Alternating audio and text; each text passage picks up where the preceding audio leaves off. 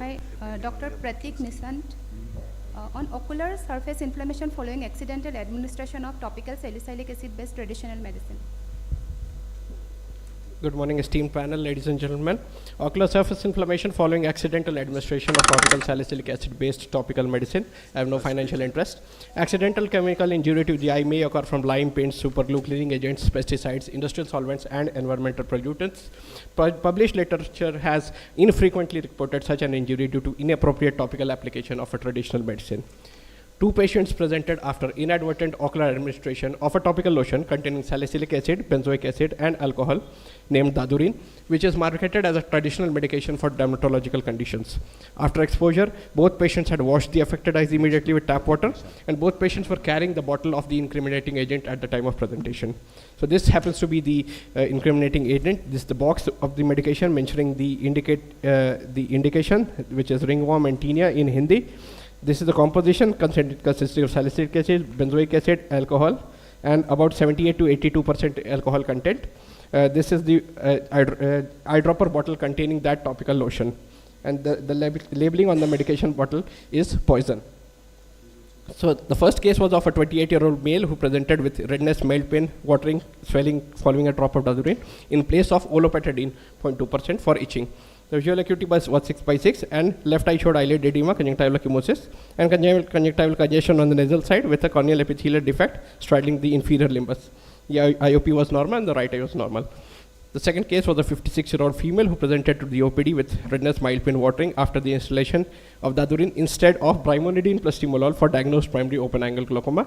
The unaided visual acuity was 2/60, and a large corneal epithelial loss of about 11 millimeter into 7 millimeter was seen in the right eye with conjunctival and ciliary congestion, chemosis, matted eyelashes, and again the IOP was normal, and the vision, part of the visual acuity was down also because of immature cataract. So topical moxifloxacin and loteprednol was given over 1 to 4 times daily, and carboxymethyl cellulose lubricants 1 to 4 times daily were prescribed for 2 weeks for both affected eyes. The anti-glaucoma medication was switched to a preservative-free formulation. At 2 weeks, the symptoms and signs had improved and the epithelial defects were healing.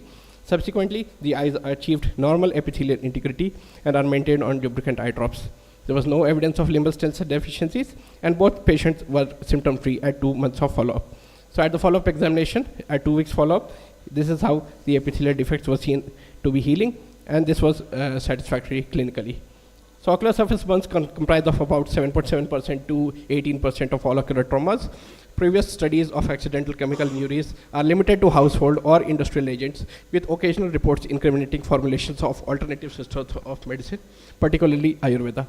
Only 2 earlier reports of ocular surface injury with salicylic acid-based chemical formulations have been found in published literature.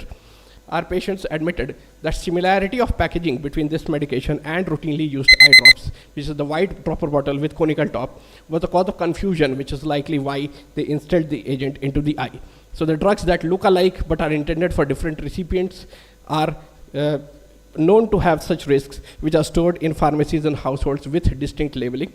Previous case reports have recommended the packaging of these lotions to be easily distinguishable from eye drops. However, the manufacturers have not modified the packaging accordingly.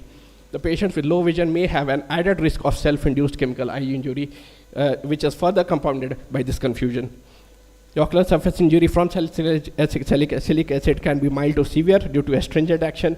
It can have epithelial defects or sloughing, non-healing epithelial defects with loss of limbal stem cells and blanching, may need surgical intervention, and may culminate in corneal opacities and vision loss.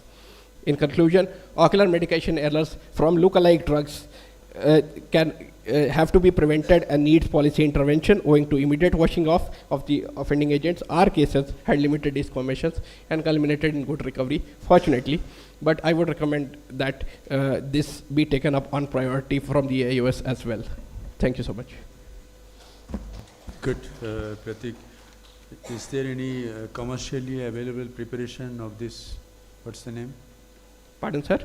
Any commercially available preparation of salicylic acid-based traditional?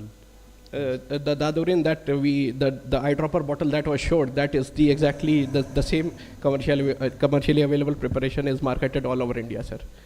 Okay.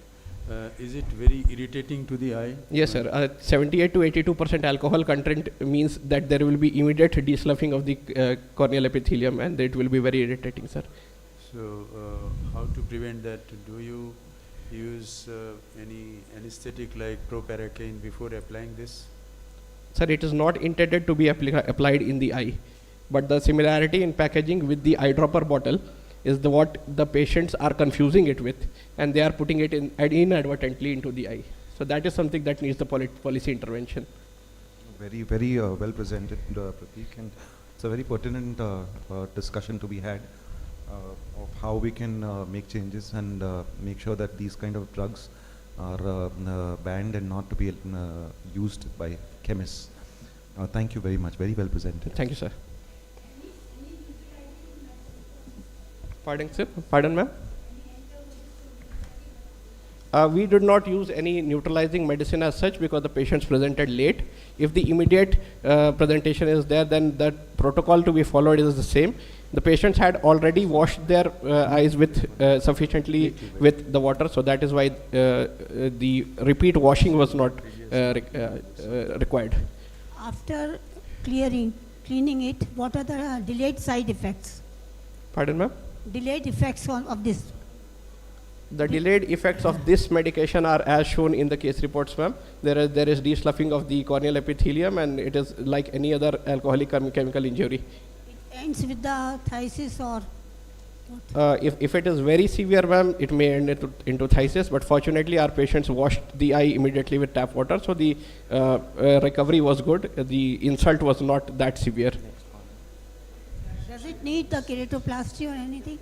It can need keratoplasty, ma'am. There can be very severe ocular surface burns with salicylic acid itself, as well as salicylic acid based lotions. There are 2 case reports which are showing, one with this very intermittent agent, which is dadurin, and one is with 20% salicylic acid based lotion. That is for a separate indication from a foreign author. It was pure salicylic acid or something else was made? Salicylic acid, benzoic acid, and alcohol in this case report, So as well as one more. How you can say it is due to salicylic acid? It can be due to